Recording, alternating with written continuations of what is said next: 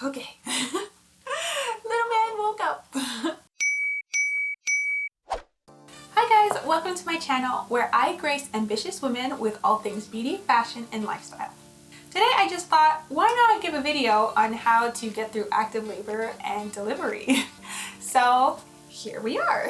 So obviously every labor and delivery is different for everybody, but I just thought, there are probably some tips that are going to work universally, and I thought that I would share some of the things that I learned in my own experience and share them with you.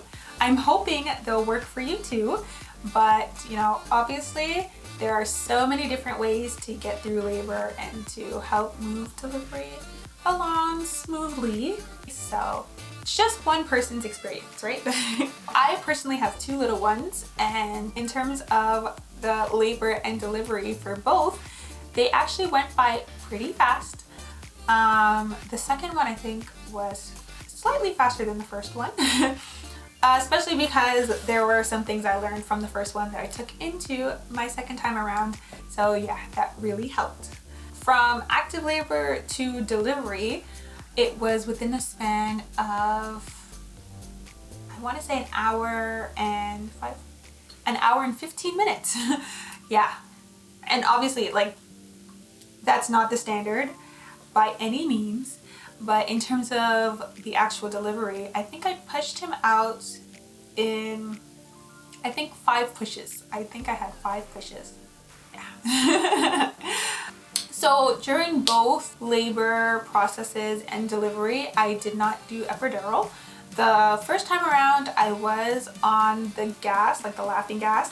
The second time around, they actually didn't have it available because of COVID happening and all that stuff. They weren't offering the laughing gas, so I actually just did it all natural, So let's get into these tips.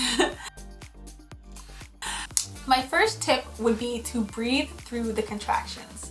And this is not a tip that I learned by myself. It's actually a tip that my mom gave me back in my first pregnancy, and I'm telling you, it makes such a huge difference if you breathe through the contractions. I'm not talking about, quick breaths, but I'm talking real deep inhales and exhales, in through the nose, out through the mouth type of breathing. And I think the reason that this works so well is because, if you don't know, contractions kind of come as a wave. So they kind of last a pretty short amount of time, but in that time they build and then they gradually decrease in terms of each contraction and its intensity as it goes along. So basically, when you're breathing in, you're kind of breathing in as the pain increases and then breathing out as it decreases. And as the contraction is coming, you're breathing in, and then by the time you're breathing out, the contraction is already leaving. So it kind of really helps to manage the pain. Tip number 2 would be, if your partner is there with you, or if the nurse is there, or anybody that could possibly help you out with this, would be to get a massage. As your contractions are coming, or in between contractions, it's really nice, especially on the back, if you have just some nice lotion and you're getting a massage. It really helps with the pain. Yes. Oh, okay. Little man woke up. Say hi, little man. Hi. Okay. Where was I? Okay. Getting a back massage during labor, it's just nice. Massages are relaxing for a reason.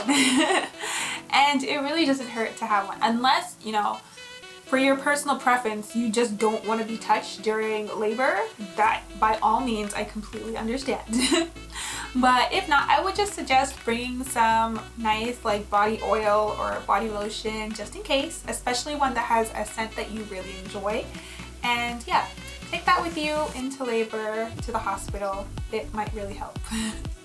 Tip number 3. Okay, I cannot tell you how amazing the gas was for me the first time around.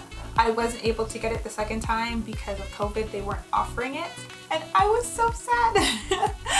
But Yeah, epidural is not the be all and end all of pain management when it comes to labor and delivery, okay? And I find a lot of people, they only know about epidural or going natural, but there is some middle ground that you should know about. If you're thinking about pain management and you really don't want to do an epidural, the gas is an option for you. I don't remember how I found out about it, but when I did, I was like, yep, gas please. And it does really help with the pain management.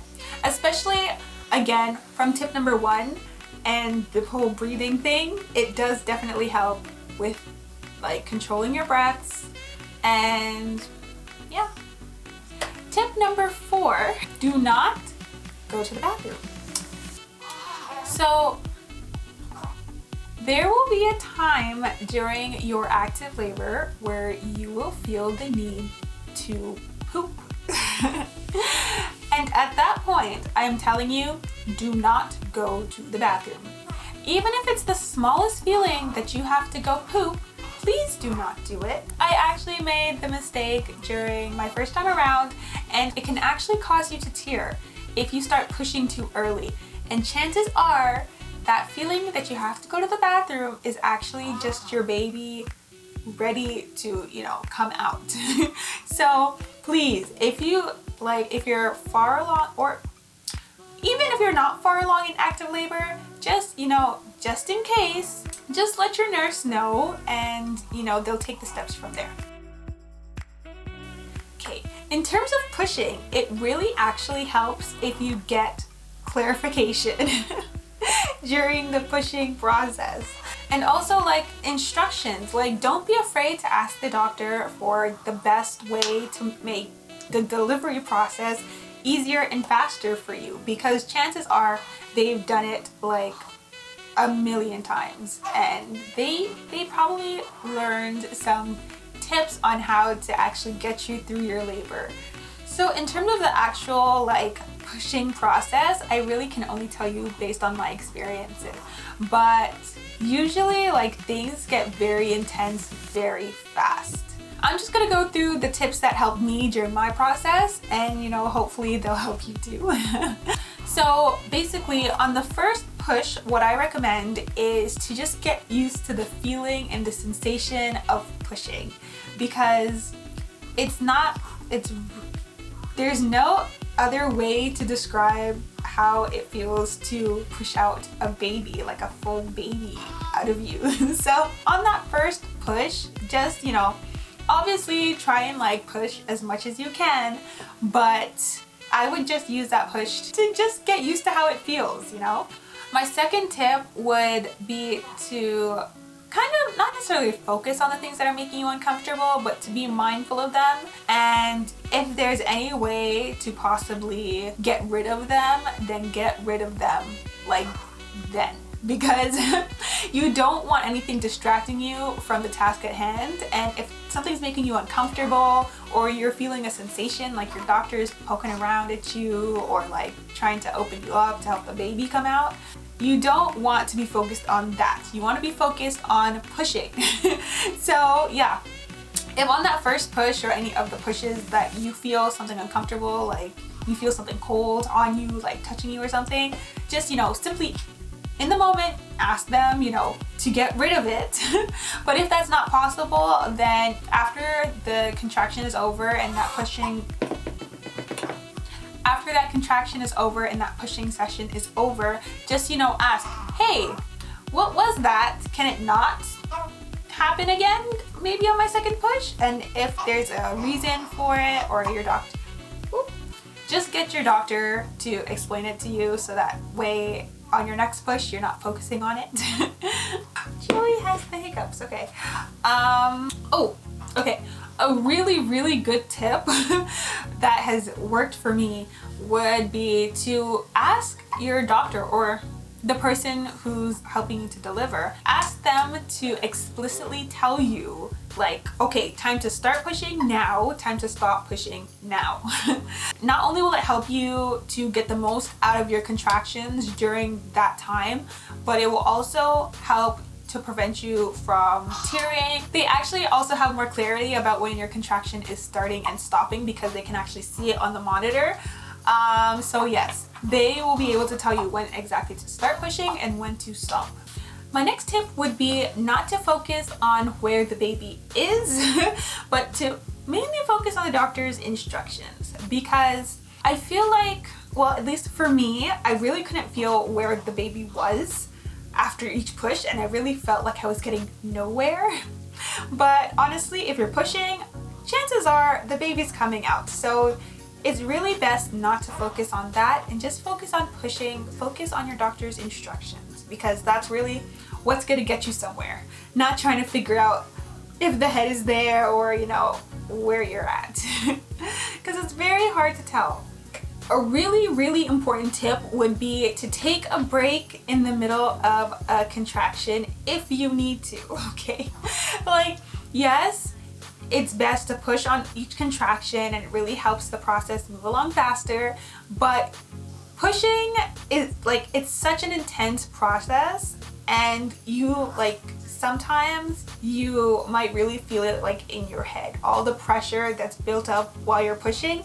So please take the break if you need the break, okay? There's always going to be a next contraction right around the corner, so you're not losing any momentum. Just take the break if you need the break. And my final tip for you would be just be in the moment when it comes to your delivery, because at the end of the day, when the time comes, you'll know exactly what to do. And that's it from me for this video. I hope you enjoyed it or found it useful. Hopefully both. But yeah.